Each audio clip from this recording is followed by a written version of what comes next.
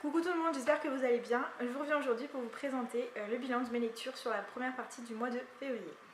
Février, c'était un mois spécial puisque je me suis inscrite à un challenge sur Livre Addict, donc un challenge organisé par Cassie. Et le principe sur ce mois de février, c'était de lire que des suites de sagas. L'idée, bien évidemment, c'est de faire baisser le nombre de sagas en cours et bien évidemment aussi de les terminer. Parce qu'il y a tellement de sagas sur le marché en ce moment, on a envie de toutes les lire. Et en fait, plus on en commence et plus c'est difficile de les terminer. Donc, je m'étais prévu 3 suites de sagas que je voulais absolument lire. Donc, on avait tout d'abord La douce caresse d'un vent d'hiver de Sarah Morgan. Donc, le tome 3 de la saga des frères O'Neill, avec leur couverture pailletée, tout ça, super joli. Je l'ai acheté au mois de janvier et tout de suite je l'ai lu au mois de février. Je voulais me lire aussi Un flair infaillible pour le crime, donc j'ai oublié son nom, de Anne Granger. Donc c'est les enquêtes c'est les enquêtes de Lizzie Martin, donc c'est, vous savez, les enquêtes qui se passent 19e siècle à Londres, et j'aime bien ces petites enquêtes où on n'a pas tout le côté ADN, tout le côté scientifique qu'on a aujourd'hui dans nos polars. Et le dernier livre que je voulais lire, c'était La Meute du Phénix, tome 2, puisque j'ai découvert le tome 1 au mois de janvier, et bah voilà, c'était l'occasion de sortir le tome 2 que j'avais en e-book au mois de février. Alors, premier livre que j'ai lu au mois de février, il s'agit de Prince Captif, le tome 2, de C.S. Pacat, j'aime pas son nom, il est pas facile à prononcer.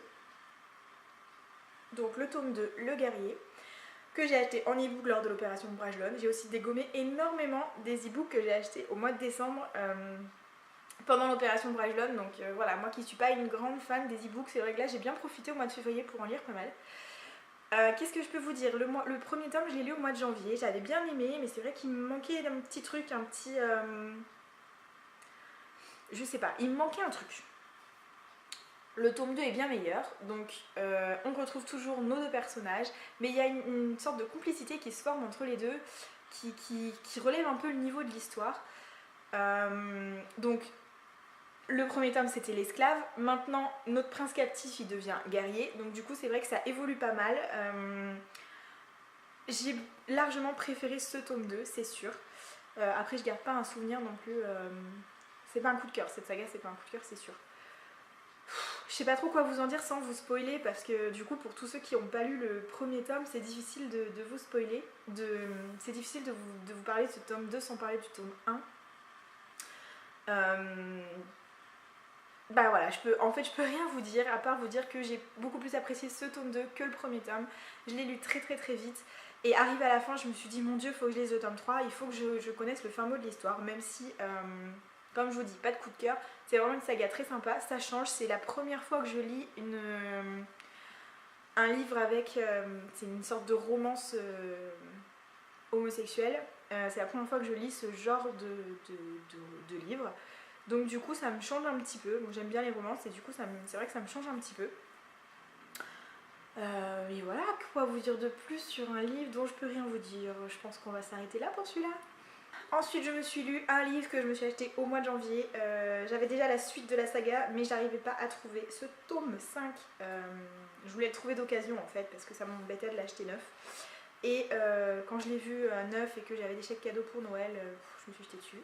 Charlie Davidson, le tome 5, donc voilà, je vous l'ai présenté dans le book haul du mois de janvier et tout de suite il est passé dans ma pile à lire du mois de février. C'est une suite de saga, c'est pas une fin de saga puisque je crois que le tome 9 vient de sortir et que le tome 10 sort très bientôt. Donc je suis même pas à jour dans cette saga, mais j'aime beaucoup Charlie et j'avais acheté les tomes 6, 7 et 8 d'occasion et j'avais pas réussi à trouver le tome 5, donc c'est vrai que ça me tardait. Maintenant je vais peut-être pouvoir m'en faire un tous les 2 mois. Donc bah voilà, quoi vous dire, on retrouve Charlie, égale à elle-même si je puis dire, c'est vraiment un personnage génialissime. Sérieusement, l'auteur a créé un personnage qui est drôle, qui est... je pourrais même pas définir le personnage de Charlie, je pense qu'il faut vraiment que vous lisiez cette saga pour vous faire votre propre idée. Et c'est vrai qu'il s'était passé beaucoup de choses dans les tomes 3 et 4 qu'il avait beaucoup chamboulé Charlie, donc je peux pas vous en dire plus, hein, logique.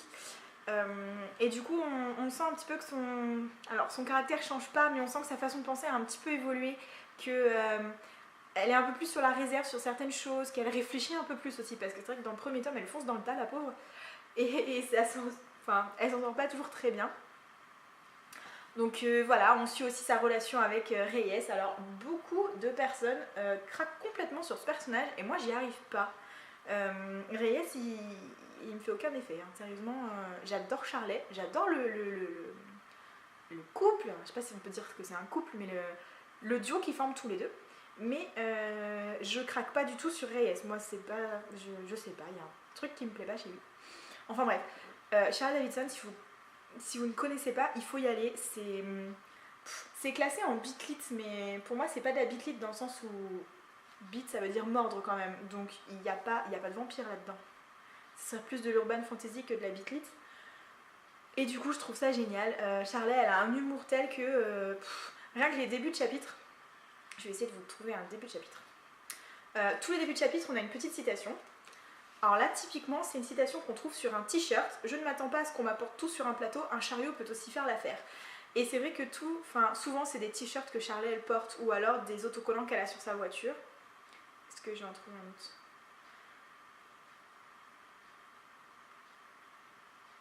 Autocollant sur voiture, si Dieu nous regarde, le moins qu'on puisse faire est de se montrer divertissant. Vraiment, vous voyez un peu le genre d'humour, c'est vraiment très très drôle et c'est toujours des lectures qui se lisent très vite. Ça fait quoi ? Ça fait 400 pages. Il fait 398 pages. Donc c'est des choses qui se lisent très vite et qui sont tellement divertissantes. C'est le genre de saga voilà, je suis au tome 5, je me suis même pas rendu compte que j'étais arrivée au tome 5, je m'ennuie absolument pas. On a un fil conducteur dans toutes les sagas, on a une histoire de base, mais on a toujours, comme Charlotte est détective privé, on a toujours ces petites enquêtes en plus. Et là encore, ça a failli mal finir pour elle. Et du coup, ça se renouvelle, comment dire, moi je m'ennuie pas, vraiment, je sais que j'ai les tomes 6, 7 et 8 dans ma pile à lire, donc je sais que je vais me les lire. Le 9, si je me trompe pas, est déjà sorti, donc pareil, j'ai essayé de me le trouver d'occasion. Alors pourquoi d'occasion ? Je sais pas. Parce que ça me coûte moins cher, c'est surtout ça. Donc pareil, donc, moi j'adore Charlet et je peux que vous le recommander. Ensuite, ce mois-ci, je me suis lu un nouvel e-book, donc pareil, un tome 1 que j'ai découvert au mois de janvier. Donc il s'agit de Three River Ranch, le tome 2, Nouveau départ de Roxane Snopek. Je vais pas vous dire grand chose encore, c'est une petite histoire d'amour qui se passe dans un ranch dans le trou du cul des États-Unis. Je crois que c'est dans le Montana. Encore une fois, donc on a une nana qui arrive qui elle adore la ville, est toujours en talons, peut pas se passer de son café de chez Starbucks tous les matins, vit au rythme de ses mails, d'internet, de la télévision, tout ça, et elle débarque pour aider son amie qu'on a vu dans le premier tome, et là elle vient, en fait elle est kiné, donc elle vient aider un homme qui est paralysé suite à un accident de voiture. Il est plus que paralysé, il est toujours en état de choc puisque pendant cet accident de voiture il a perdu son fils. Et donc du coup elle vient apporter son aide et elle se retrouve en pleine cambrousse, la pauvre, elle est quand on lui demande de se vêtir chaudement, elle va nous mettre un petit gilet avec de la fausse fourrure et en fait elle meurt de froid parce qu'on est en plein hiver dans le Montana et qu'il neige et c'est... Enfin bon, j'ai beaucoup rigolé avec ces deux personnages là.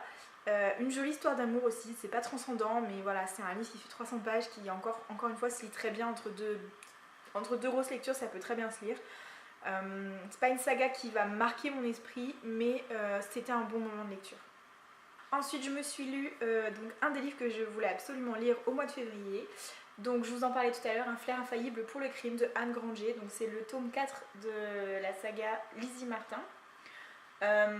C'est pas des suites. Je pense que c'est pas gênant si vous lisez celui-là avant de lire le premier. Donc il y a les deux protagonistes qu'on suit, Lizzie et Ben. Leur duo évolue aussi au fil des tomes, mais finalement je pense que si vous commencez par cette enquête là, c'est des enquêtes différentes à chaque fois et là il n'y a pas de fil conducteur comparé à d'autres sagas.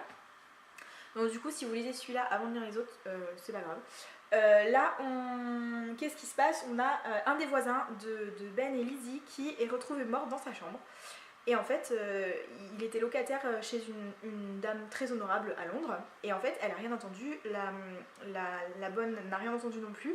C'est juste au moment où la bonne est allée le chercher pour le dîner qu'elle l'a trouvé raide mort dans une flaque de sang dans sa chambre.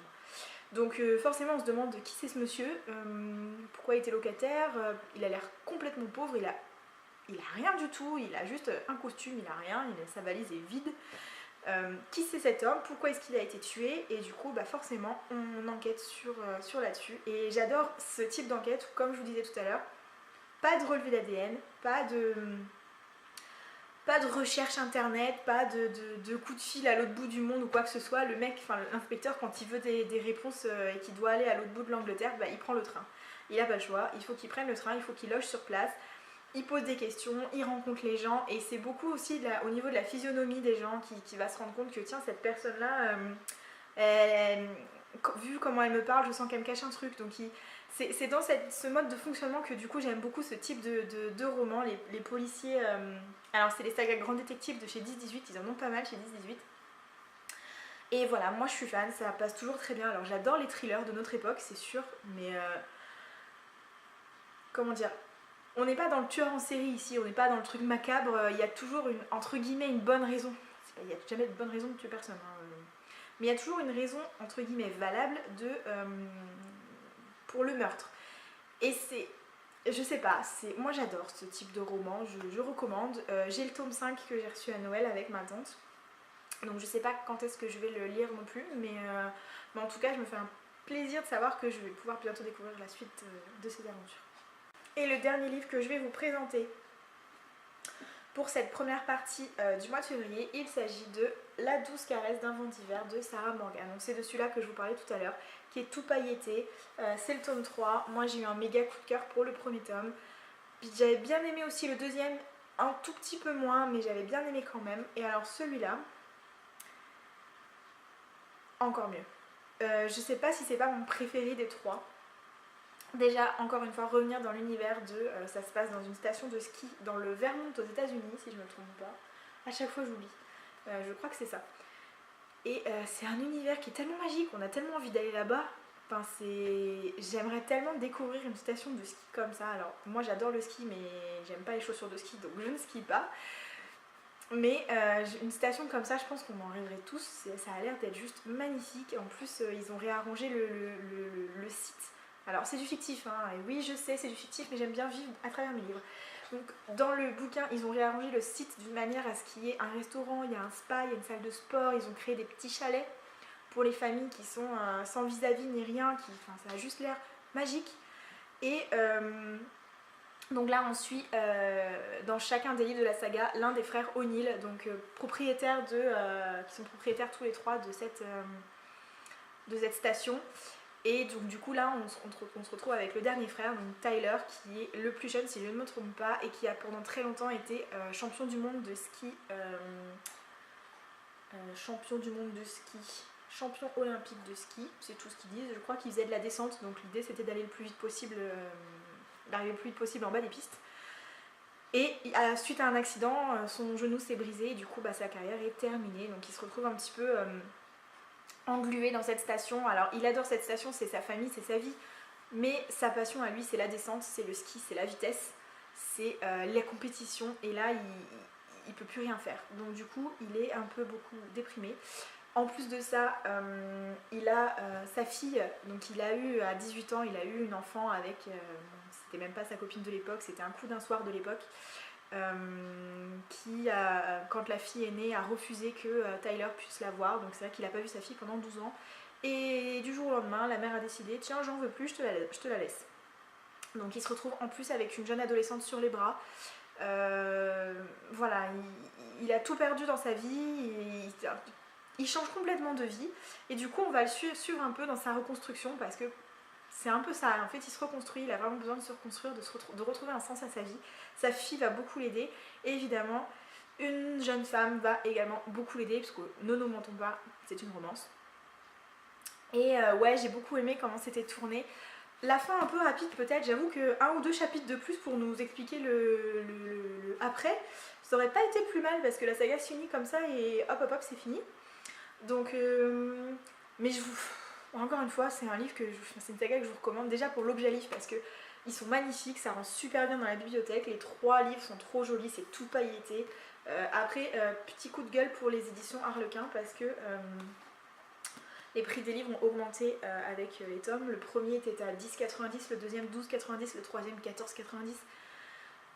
Ça va quoi, maintenant c'est vrai que quand on a acheté moi quand j'ai acheté le premier tome je me suis dit Bonnard c'est un grand format, 10,90€, je sais pas trop de quoi ça parle, une petite romance mais vu le prix que ça coûte, je le prends. Évidemment quand les prix augmentent derrière et qu'on a bien aimé le tome 1, on a quand même envie de lire la suite. La saga est sortie en poche, mais bah, j'ai le premier en grand format, je vais pas acheter la suite en poche, un peu ridicule. Donc du coup ouais, petit coup de gueule pour les éditions Harlequin qui ont augmenté leur prix au fur et à mesure des sorties. Donc, mais après voilà, maintenant ils sont sortis en poche. Peut-être pas le tome 3 parce que lui il est sorti en octobre en grand format, mais je pense que ça devrait pas tarder et à mon avis ils vont faire un coffret peut-être allez 18€ les 3 ou un truc comme ça, et du coup ça vaudrait vraiment le coup. Ils ont gardé les éditions, c'est Harlequin Poche qui les sort, donc ils ont gardé la couverture, les paillettes et tout, et moi vraiment je vous conseille, que vous soyez amoureux des romances ou pas, déjà si vous êtes amoureux des romances, allez-y parce que vous allez adorer. Et si vous n'êtes pas amoureux des romances, rien que pour le cadre, c'est vraiment magique quoi, c'est vraiment un univers magique et moi je regrette absolument pas d'avoir découvert cette saga par pur hasard. Voilà, c'est fini pour les lectures que j'ai effectuées sur la première partie du mois de février. Alors c'était un mois très court puisqu'on n'a que 28 jours en février cette année.